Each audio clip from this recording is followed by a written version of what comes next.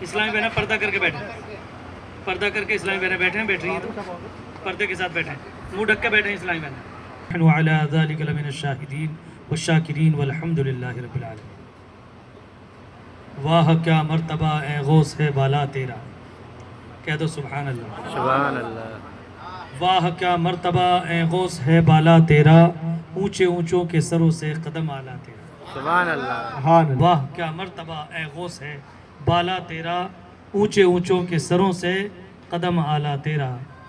کیا دبے جس پہ حمایت کا ہو پنجا تیرا، کیا دبے جس پہ حمایت کا ہو پنجا تیرا، شیر کو خطرے میں لاتا نہیں کتا تیرا. صلی اللہ علیہ وسلم میں ہدیہ درود و سلام پیش کر لیں، پڑھیں بآواز بلند اللہم صلی وسلم علی سید.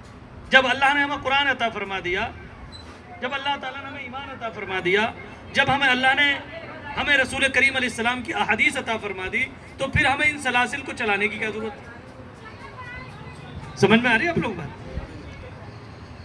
تو یہ میرے بھائیوں سمجھنے کی ضرورت اس لیے ہے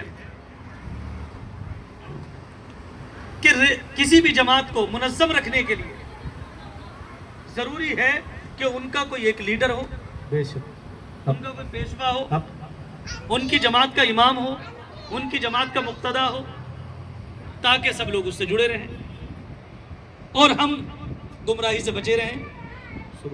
تو اللہ کے نبی علیہ السلام نے دنیا میں تشریف لانے کے بعد ہمیں اللہ کی کتاب عطا فرمائی، اللہ کی کتاب عطا فرمائی اور اپنی احادیث عطا فرمائی، اپنی سنت عطا فرمائی، اللہ کی کتاب کتاب اللہ عطا فرمائی، اور ہمیں اس پر چلنے کے لیے ہمیں پھر جماعت نبیین کے بعد جماعت صدیقین عطا فرمائی. بند ہو چکا ہے، نبیوں کی جماعت کا آنا دنیا میں اب بند ہو چکا ہے. اب کوئی نبی مبعوث نہیں ہوں گے، اب کوئی نبی دنیا میں تشریف نہیں لائیں گے.